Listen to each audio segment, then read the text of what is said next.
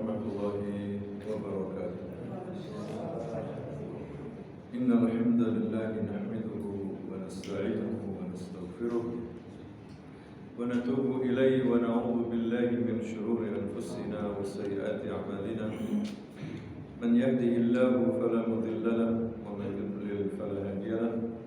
Asyhadu an la ilaha illallah wahdahu la syarika lahu wa asyhadu anna Muhammadan 'abduhu wa rasuluh.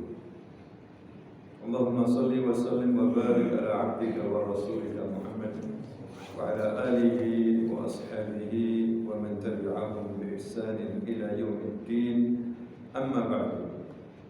Ikhwani fid din rahimakumullah, usikum wa nafsi bi taqwallah faqad faza al-muttaqun. Pada malam hari ini kita akan lanjutkan kajian kita masalah fiqh, di mana kita beberapa waktu yang lalu mempelajari tentang masalah thaharah, masalah sholat yang wajib maupun yang sunnah. Kali ini kita akan mempelajari tentang hal-hal yang dianggap salah oleh para ulama yang tersebar di masyarakat kita, yang perlu kita perbaiki. Ini penting sekali, hadirin sekalian, agar ibadah kita ini semakin sempurna. Seorang muslim tidaklah sombong dan tidaklah angkuh atau egonya tinggi sehingga ketika berbuat kesalahan kemudian diberitahu kesalahannya dia tidak mau merubah sikapnya. Tapi tidaklah kita ini sebagai seorang muslim tawadhu, ya, merendahkan hati kita di hadapan al-haq yang benar. Wal haqqu ahaqqu an yuttaba, dan kebenaran itu yang lebih berhak untuk diikuti. Hadirin sekalian, kita semakin hari semakin kuat ibadah kita kepada Allah dan semakin benar karena kita belajar bagaimana cara ibadah yang benar dan juga mempelajari beberapa kesalahan-kesalahan yang dilakukan oleh masyarakat, ya, masalah masjid, masalah sholat berjamaah, masalah sholat sunnah, thaharah, ya, yang tidak ada dasarnya dari Nabi. Agar jangan sampai ibadah kita ini sia-sia, karena ibadah itu harus ikhlas, ya, dan harus sesuai dengan petunjuk Nabi. Banyak riwayat yang sahih, ya, sabda Nabi melarang kita melakukan suatu amalan yang tidak ada perintahnya dari Nabi, maka akan tertolak di sisi Allah Subhanahu wa taala. Sebagaimana Rasul bersabda dalam hadis riwayat Muslim, "Man 'amila 'amalan laisa 'alaihi amruna fa huwa raddun." Barang siapa yang beramal suatu amalan yang tidak ada perintahnya dari kami, maka tertolak amalan tersebut. Di sini hadirin sekali kita akan bacakan beberapa kesalahan-kesalahan seputar masjid, misalnya meninggalkan sholat tahiyatul masjid. Ya, tentunya ini adalah suatu kesalahan besar, meremehkan tahiyatul masjid. Padahal Rasulullah SAW bersabda dalam hadis riwayat Bukhari, "Idza dakhala ahadukum al-masjida falyarka' rak'ataini qabla an yajlis." Ya, apabila salah seorang di antara kalian masuk masjid, hendaknya dia mengerjakan salat 2 rakaat sebelum duduk. Pernah suatu ketika Abu Dzar masuk ke sebuah masjid, lantas Nabi SAW bertanya, "Sudahkah kamu mengerjakan salat 2 rakaat?" Dia menjawab, "Belum." Nabi kembali berkata, "Berdiri, lalu kerjakan." Yani kun fasalli. Berdirilah kamu, salat dulu, begitu. Sedangkan di sini ada riwayat dari Ibnu Hibban yang menerangkan bahwa salat tahiyatul masjid tidak dapat dikerjakan setelah duduk. Ya, menurut pendapatnya pula bahwa boleh mengerjakan salat tahiyatul masjid kapan saja, hadirin sekalian, hingga pada waktu-waktu yang dilarang.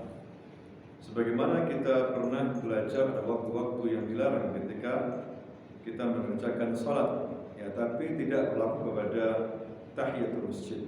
Ya. Baik itu sudah salat subuh atau sudah salat asar. Jadi ini perkecualian. Begitu juga tawaf, ya, dan salat kusuf. Ini tidak masuk dalam larangan-larangan, ya, di dalam waktu-waktu kita untuk salat. Kemudian yang kedua, hadirin sekalian, tidak membaca doa waktu masuk atau keluar masjid. Padahal kita ini diajarkan oleh Nabi ya untuk menghafal doa-doa ini. Misalnya kalau kita masuk ya baca bismillah, Allahumma sholli ala Muhammad, Allahumma aftah li abwaba rahmatik. Ya, begitu juga kalau kita ini keluar, hadirin sekalian, Allahumma inni as'aluka min fadlik. Ini doa-doa yang diajarkan oleh Nabi kalau kita ini masuk dan keluar masjid. Terkadang orang biasa saja asal masuk nggak pakai doa, kemudian keluar masjid juga nggak pakai doa. Ya, hendaklah kita mengikuti sunnah Nabi. Jangan sampai sunnah ini hilang, hadirin sekalian.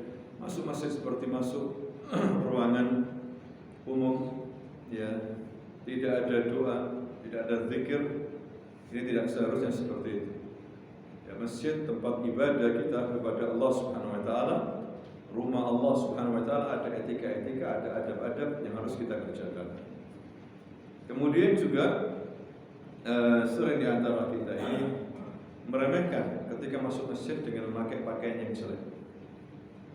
Ya, hendaklah kita ini punya pakaian khusus untuk pergi ke masjid yang terbaik, walaupun memang tiap hari, tapi usahakan yang terbaik, jangan sampai ada robeknya, kemudian apalagi mengundang bau yang tidak enak.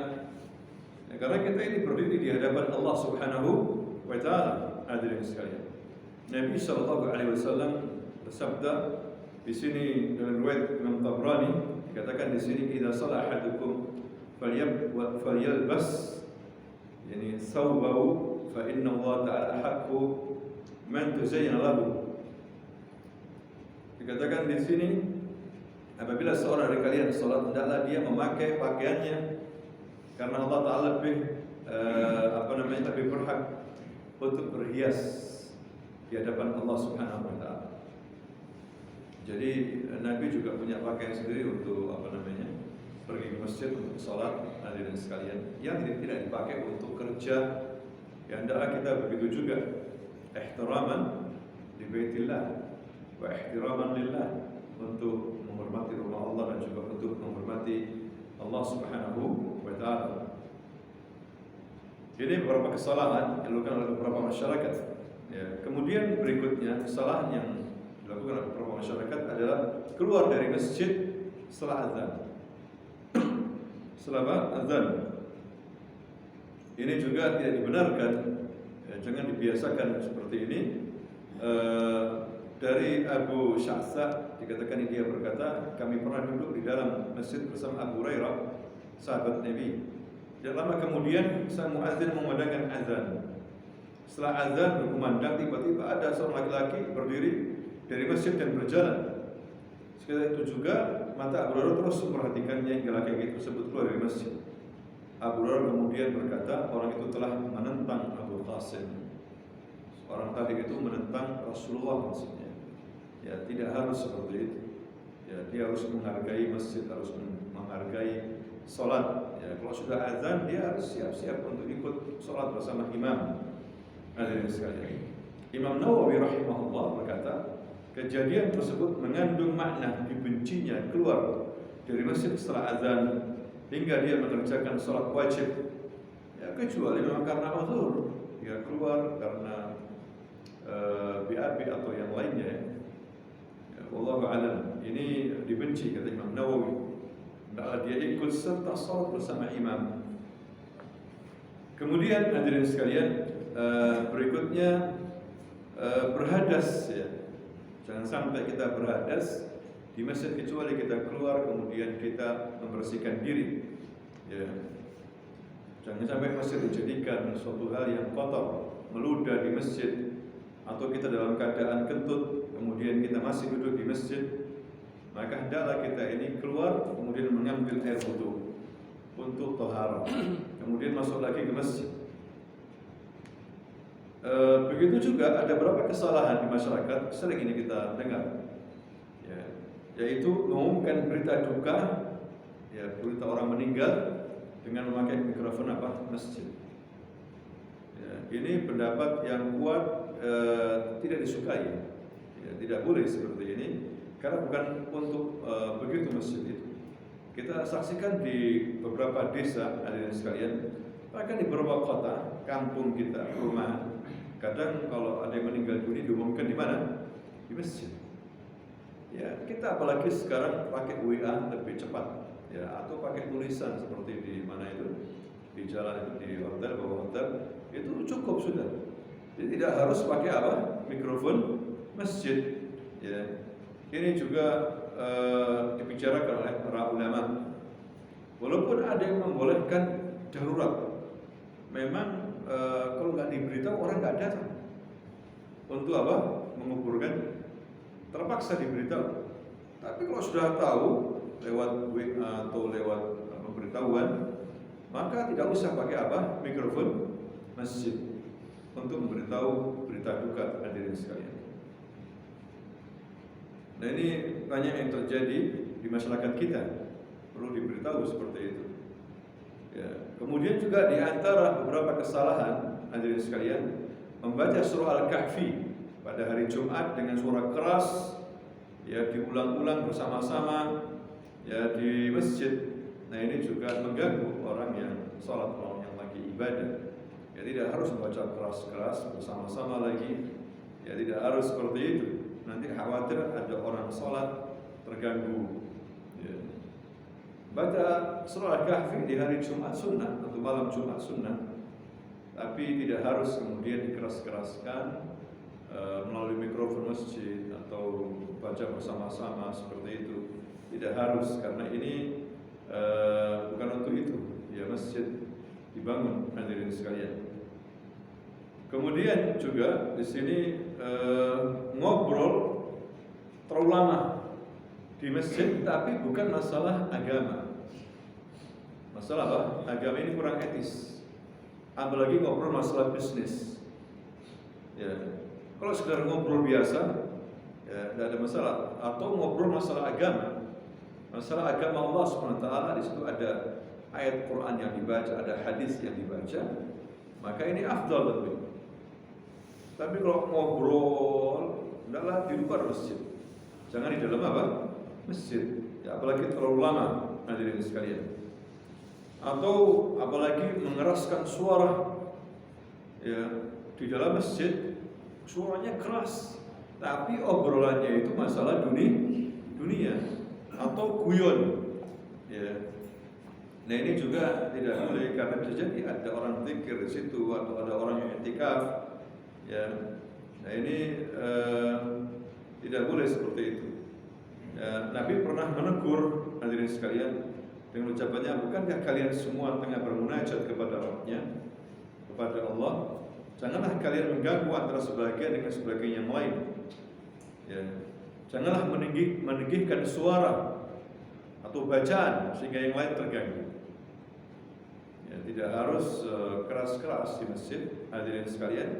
Nah, sekarang ini fitnah. Masjid dimasukkan semuanya. Ya, dimasukkan apa? Alat-alat musik. Ya, mereka main apa aja di masjid dengan istilah nyanyian religi. Nyanyian apa? Religi misalnya. Ya, memuji Nabi. Tidak harus seperti itu. Walaupun mengucapkan salawat keras. Ya, bayangkan orang yang masuk masjid ingin zikir, ingin tenang, terganggu. Ini banyak di masyarakat kita seperti itu. Masalahnya pemuka agama mengizinkan, kiainya atau takmirnya mengizinkan, ya, sehingga masjid menjadi ramai, hadirin sekalian. Ini sangat disayangkan. Kemudian berikutnya terjadi beberapa kesalahan di antara jamaah masjid, hadirin sekalian, mengumumkan barang yang hilang di masjid. Ya, ini kurang disukai. Barang siapa yang mendengar seseorang mencari barang di masjid, maka katakanlah semoga Allah tidak akan mengembalikannya. Ya, sebab masjid tidak dibangun untuk ini. Ini adalah statement dari Nabi yang tegas, hadirin sekalian. Imam Nawawi rahimahullah mengatakan, Hadis ini mengandung faedah larangan mencari barang yang hilang di masjid dan mendapatkannya itu sama halnya jual beli, sewa menyewa, dan sebagiannya akad ini makruh ya, ditinggikan suara di masjid ini tidak boleh. Ya, masjid dibangun bukan untuk ini, untuk salat hadirin sekalian. Tapi kalau tidak diumumkan ya nggak ada masalah, diberitahu ya dari mulut ke mulut, kemudian atau ada pengumuman di saburah, papan tulis, itu nggak ada masalah ya, lain mikrofon. Kemudian juga yang dilarang jual beli di masjid, bisnis jual beli di masjid hadirin sekalian, ini khawatir nanti kurang barokah ya, karena Nabi mengatakan semoga Allah tidak menguntungkan, tidak memberikan kamu faedah dalam tijarahmu. Hati-hati. Jadi kalau urusan dagang kita keluar aja. Kita keluar sebentar dari area masjid, baru masalah syughul. Ya. Di pasar bicara masalah syughul, di masjid masalah syughul. Ya, enggak ada habis-habisnya hadirin sekalian. Nah, ini harus dibedakan mana pasar, mana masjid. Ya. Atau masjid digunakan untuk menaruh iklan-iklan. Ya, iklan-iklan perniagaan, iklan-iklan bisnis. Ini tidak seharusnya. La yanbaghi li syakhs muslim an yu'lin ayu anwa' min at-tijarah. Ya, i'lanat atau di'ayah ya fil masjid la yajuz, tidak boleh. Al masjid li dzikrillah, ya untuk membesarkan nama Allah Subhanahu wa taala. Ya, khusyuk. Orang-orang yang di masjid tidak boleh ada suara-suara yang ramai hadirin sekalian.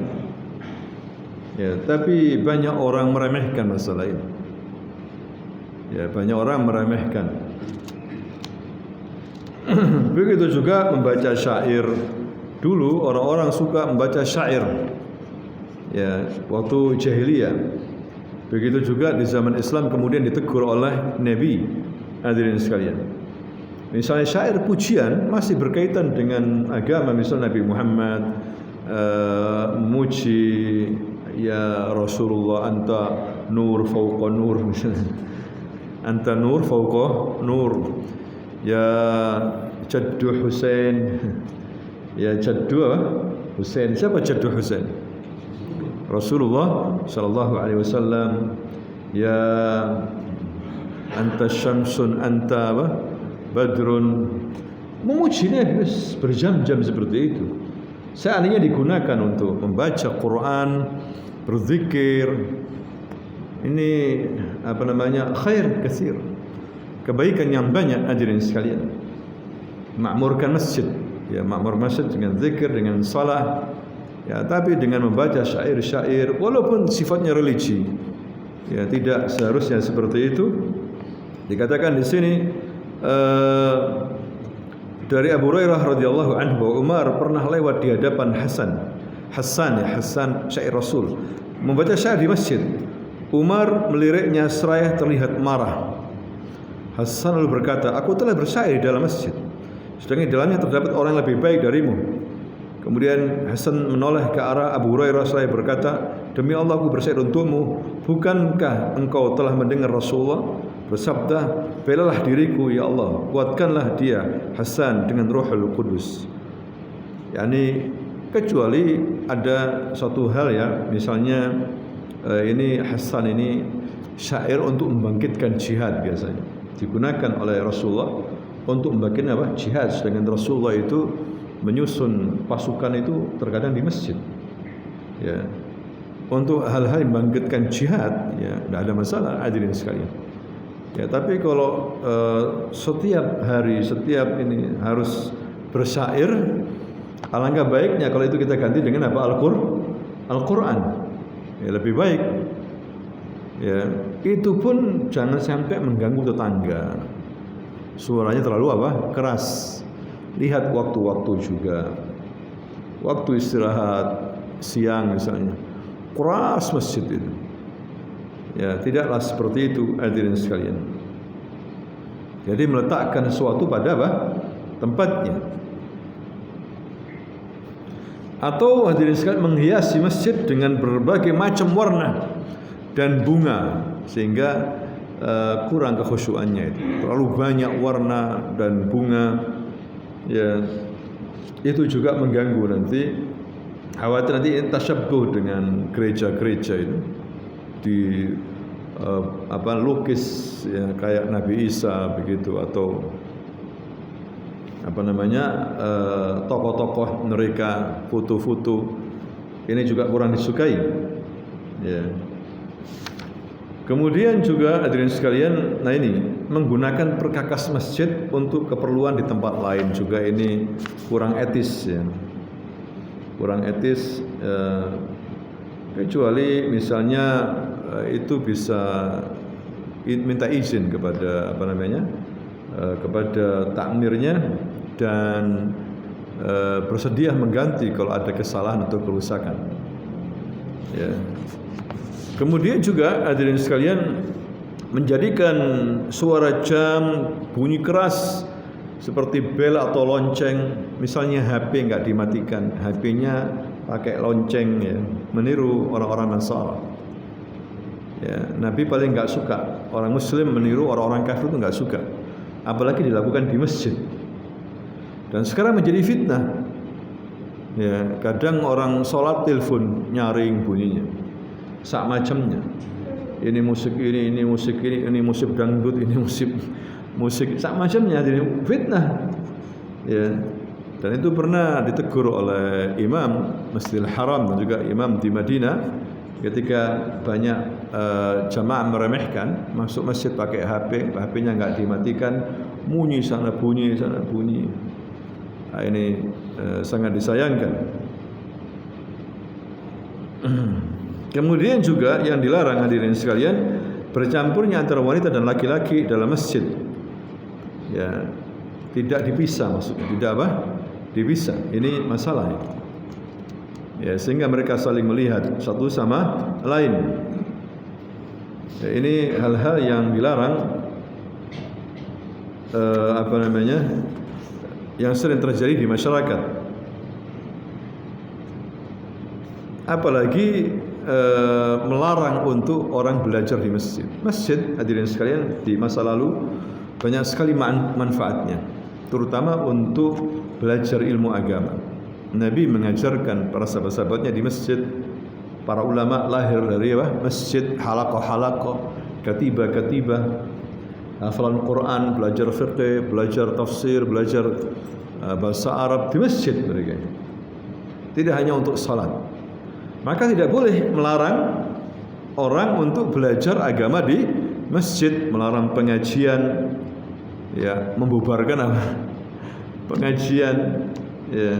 Terjadi di zaman ini begitu banyak, gara-gara beda mazhabnya, beda kiainya, dibubarkan. Ya, dia tidak tanya dulu pengajian ini sesuai enggak dengan Quran dan hadis. Misalnya dijawab sesuai, baca Quran, baca hadis, tapi mungkin enggak beda ya, enggak sama fikihnya. Kemudian diusir, bayangkan. Tidak terjadi di zaman dulu, tidak terjadi seperti ini. Walaupun itu beda mazhab, tidak terjadi. Di Mesir yang banyak mazhab, di Irak banyak mazhab, tapi untuk mengusir tidak terjadi. Kecuali zaman kita sekarang, sering fulan ya dibubarkan pengajiannya, Ustadz fulan dibubarkan pengajiannya. Nah, ini sangat disayangkan hadirin sekalian. Ya mungkin karena provokasi antara tokoh, ustadz, hasad iri hati, karena kebodohan misalnya, karena belum siap untuk berbeda, ya kan, harus sama pokoknya begitu. Nah, ini apalagi misalnya yang ini mayoritas, yang ini minoritas, itu yang terjadi di masyarakat sekarang ini. Nah, ini beberapa kesalahan yang harus kita ketahui hadirin sekalian. Masjid adalah Baitullah, tidak layak untuk dijadikan hal yang kotor. lisan kita atau digunakan untuk merokok di masjid. Ada orang sambil ngobrol merokok di masjid. Dan juga ustadznya juga ngerokok di masjid. Sama apa? Anak buahnya. Ada nggak seperti ini? Banyak. Ngerokok di masjid sama santri-santrinya sama jamaahnya ngerokok di masjid. Muskilah ini. Padahal malaikat tidak akan senang dan terganggu dengan bau yang tidak sedap. Ya, saum, bawang putih, kemudian bau keringat, kemudian apa lagi? Rokok. Ya. Ini juga sangat mengganggu hadirin sekalian. Kemudian berikutnya, menjadikan kuburan sebagai masjid ini jelas terlarang dan terlaknat. Nabi sendiri sebelum meninggal dunia berpesan, la'anallahu al-yahuda wan nasara ittakhadhu qubur anbiya'ihim masajida. Allah melaknat siapa? Orang Yahudi, orang Nasara, karena mereka terbiasa menjadikan kuburan-kuburan Nabi mereka itu dijadikan sebagai tempat ibadah. Ini kuburan Nabi langsung di tutup sekitarnya dijadikan apa masjid, atasnya dijadikan masjid. Ya, kuburannya di bawah misalnya. Ini adalah kebiasaan Yahudi Nasrani. Masjid sama kuburan jadi satu. Kemudian ditiru oleh umat Islam, ditiru oleh umat Islam. Betul kata Nabi, kalian akan mengikuti sedikit demi sedikit. Walaupun mereka masuk lubang biawak pun kalian akan ikuti mereka. Siapa ya Rasulullah mereka itu? Apakah mereka Yahudi dan Nasrani? Faman idzan. Siapa lagi kalau enggak mereka yang diikuti oleh umat Islam? Diikuti, hatta masalah ibadah mereka diikuti. Hadirin sekalian. Ya, nah itulah yang terjadi. Sangat disayangkan masjid di situ ada kuburan. Ya, akhirnya yang ziarah kubur itu penuh, yang ke masjid sedikit. Musibah lagi, hadirin sekalian. Kalau ziarah kubur, masya Allah, sampai nangis-nangis sama ini. Tapi ketika ke masjid biasa-biasa aja. Ya, sudah kebalik. Ya, nah itu yang terjadi di beberapa tempat di masyarakat kita, hadirin sekalian. Ya. Kemudian juga di sini tentang masalah salat. Salat di dalam kandang onta bagaimana? Tidak boleh. Ya. Kalau kambing boleh. Karena di kandang kambing itu ada malaikat. Sedangkan di kandang onta itu ada apa? Setan. Makanya orang Arab naruh kandang onta itu jauh dari rumahnya. Ya, di lapangan, di padang pasir. Karena apa? Situ banyak setan. Artinya kalau nggak ada masjid jauh, ya ini ada kandang kambing, ada kandang apa? Onta, maka kita sholat di kandang apa? Kambing, jangan sholat di kandang onta. Makanya Ibnul Qayyim membahas ini, ya kenapa seperti kok beda kambing sama onta? Dua-duanya halal, ya kan? Dagingnya halal. Cuma kalau kita makan daging kambing nggak membatalkan wudu. Tapi kalau kita makan daging onta batalkan apa? Wudu. Anda makan daging onta batal, wudu lagi. Daging kambing nggak batal, tapi kalau berkumur aja nggak apa-apa, etika. Tapi kalau kambing, onta batal.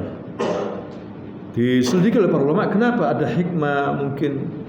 Ternyata memang onta ini diciptakan ada unsur setan.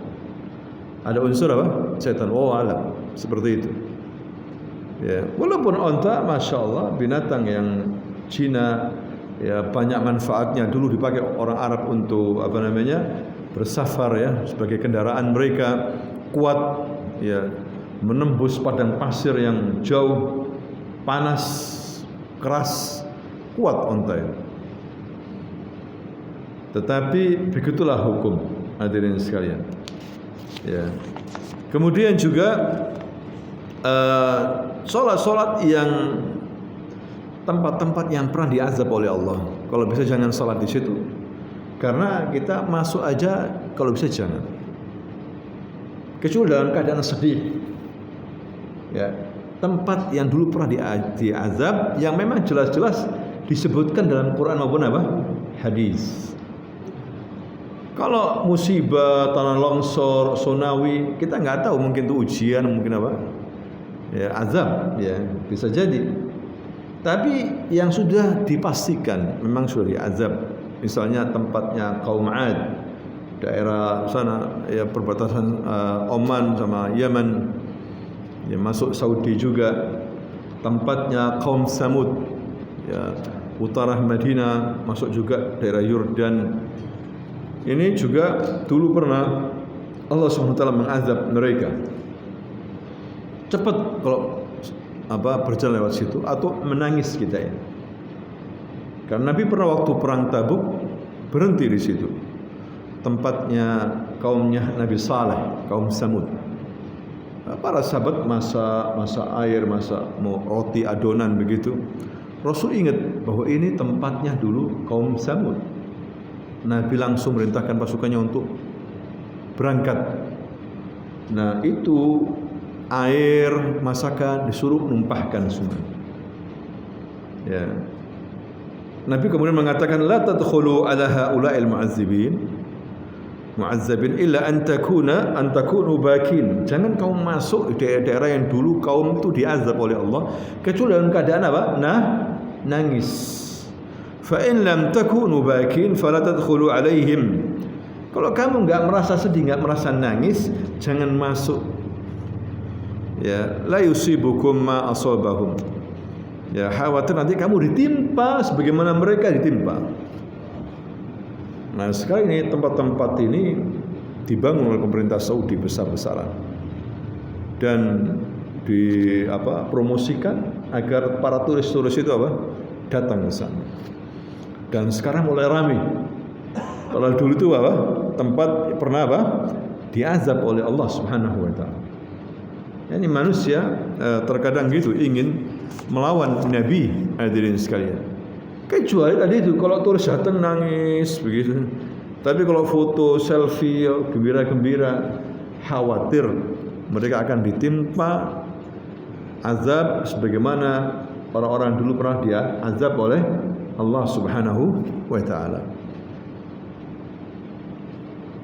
Kemudian juga hadirin sekalian, salat di tanah rampasan yang kita tahu ini dari ghasab. Enggak boleh. Kecuali orang enggak tahu. Ghasab, ya dia mengambil tanah itu secara ghasab. Apa ghasab itu? Dalam istilah fikih, ghasab itu menguasai sesuatu dengan cara zalim. Hampir sama dengan pencurian. Kalau pencurian itu sembunyi-sembunyi dan dibawa kabur. Kalau ghasab itu terang-terangan tapi akhirnya bermasalah. Ini bukan tanahnya kemudian dikuasai. Ini tidak boleh, ijma' para ulama, ghasab haram. Ya. Bisa jadi ini untuk sesuatu tanah atau hak guna. Namanya apa? Ghasab. Ya, dia dikasih hak untuk menggunakan tempat itu. Kemudian ada orang lain merampas, tidak boleh. Walaupun itu bukan miliknya orang itu, tapi dia udah dikasih hak untuk menggunakan. Namanya ghasab. Ya, pakai sandalnya orang, termasuk ghasab. Itu masalah kecil, apalagi masalah besar. Hadirin sekalian. Ya. Bagaimana caranya? Harus minta kerelaan atau minta namanya sulhu. Sulhu itu perdamaian. Ya, mungkin dengan kompensasi atau apa. Misalnya seseorang membangun rumah, nggak taunya kepake rumah tanahnya tetangga ini berapa senti begitu. Kalau tetangganya nggak ridho, dia harus bongkar rumahnya. Atau dia mengadakan sulhu, damai.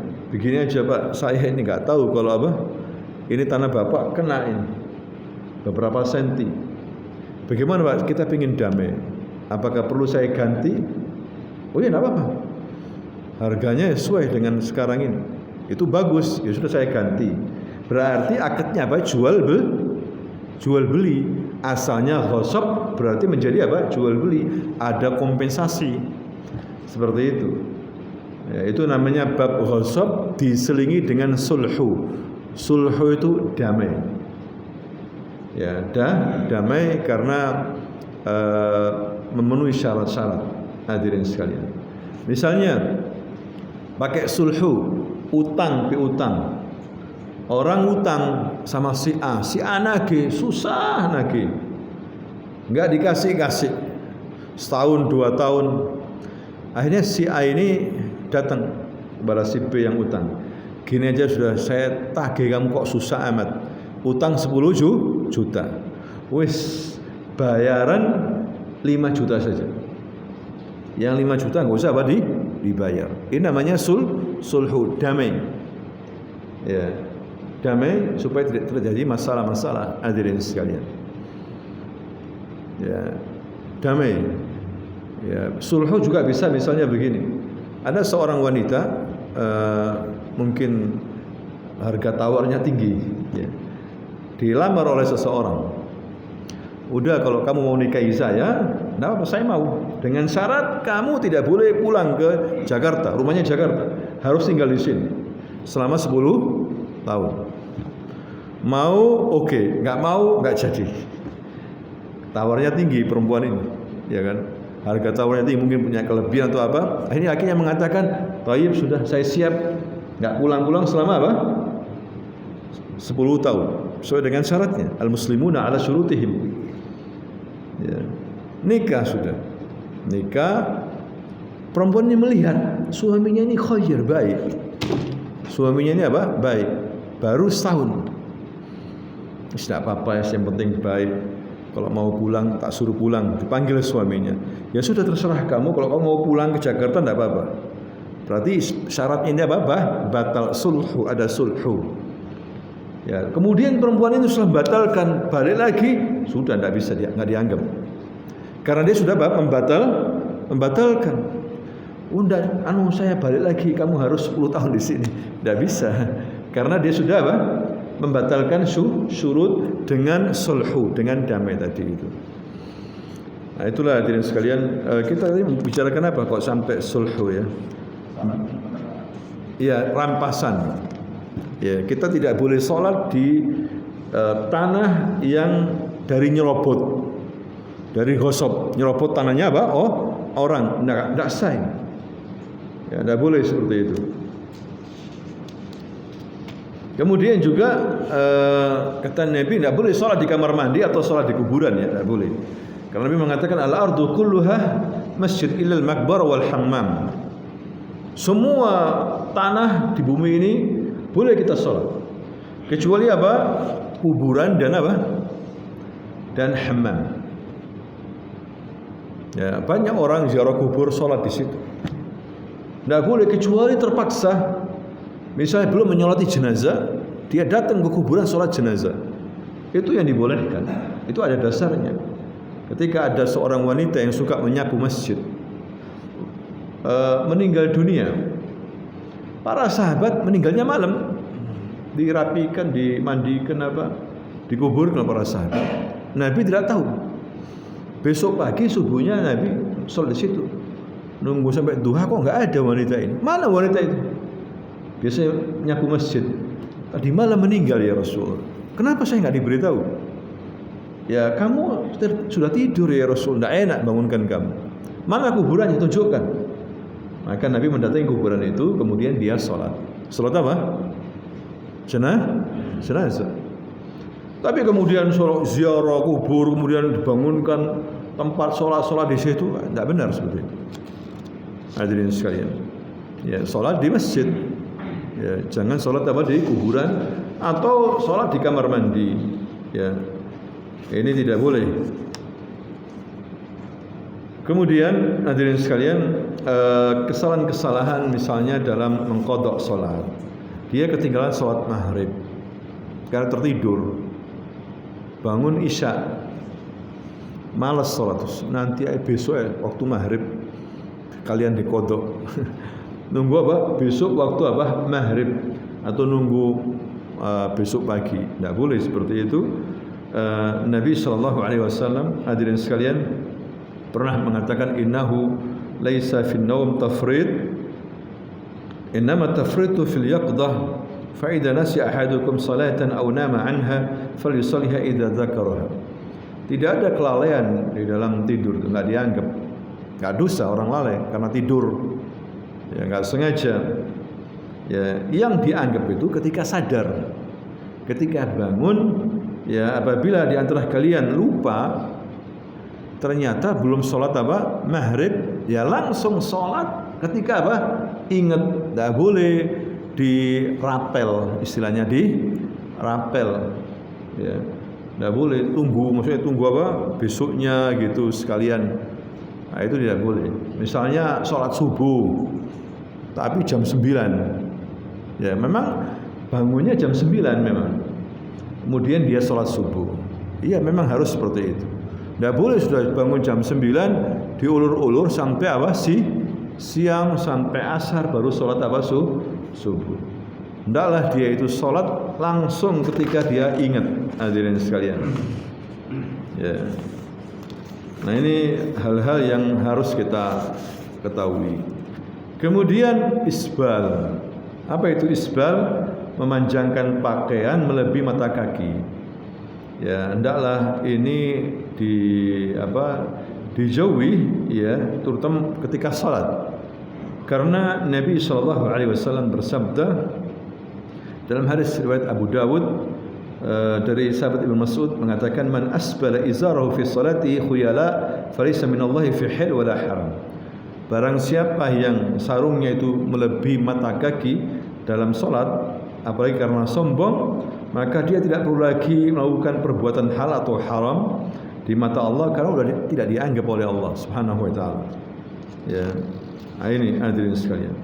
Begitu juga ada hadis secara umum, ma asfala minal ka'baini minal izar fa finnar. Apapun yang melebihi kain itu dari mata kaki, maka tempatnya di neraka. Tapi banyak orang bahkan mungkin tokoh agama atau meremehkan dalam masalah ini. Katanya kalau enggak sombong enggak apa-apa. Kalau enggak sombong enggak apa-apa. Padahal hadisnya itu ada yang sombong, ada yang tidak sombong, umum. Maksudnya kalau apalagi kalau sombong. Ya. Dan itulah pakaian seorang mukmin, kata Aisyah, ya pakaian seorang laki-laki itu seperti itu. Ya, di atas mata kaki. Ya. Dan alhamdulillah sekarang sudah menjadi model bagi laki-laki. Hadirin sekalian, hatta di negeri-negeri barat kaum muslimin laki-laki sudah di atas mata kaki, sudah menjadi model, sehingga nggak usah malu lagi. Ya, justru kalau yang sampai mata kaki terlihat sudah kurang model sekarang. Ya. Tapi kalau untuk wanita tetap jangan sampai wanita tambah naik, mentang-mentang lakinya di atas mata kaki, wanitanya di atas dengkul lagi. Ya, tidak boleh. Wanita tetap menutupi itu semuanya. Ya, semuanya aurah wanita kecuali tangan dan wajah. Ya, kecuali tangan dan wajah. Itu jumhur ulama. Ada yang mengatakan tidak, itu hadis yang lemah. Semuanya aurah gitu. Tapi pendapat jumhur kecuali wajah dan tangan. Kalau kaki bagaimana? Berarti harus tertutup. Hadirin sekalian. Nah, dulu memang banyak ibu-ibu kita ini tidak paham, kakinya terbuka walaupun pakai jilbab. Tapi lama-lama alhamdulillah mereka ini kemudian paham. Karena hadisnya umum ya dari Nabi untuk laki-laki, hadirin sekalian, ada 3 orang golongan yang tidak diajak bicara sama Allah pada hari kiamat dan tidak akan dilihat mereka oleh Allah, tidak disucikan mereka itu, dan mereka mendapatkan azab yang sangat pedih. 4 ancaman dari Allah: tidak diajak bicara, tidak dilihat, ya, tidak disucikan, dan mereka akan mendapatkan azab yang sangat pedih. Siapa itu? Orang yang memanjangkan sarungnya di atas telapak kaki, ya, seperti itu. Na'udzubillah min dzalik. Wallahu ta'ala alam bisawab. InsyaAllah kita akan lanjutkan, hadirin sekalian, beberapa kesalahan-kesalahan tentang masalah orang-orang yang salat dan taharah. Subhanakallahumma wa bihamdika asyhadu an la ilaha illa anta astaghfiruka wa atubu ilaik. Assalamualaikum warahmatullahi wabarakatuh.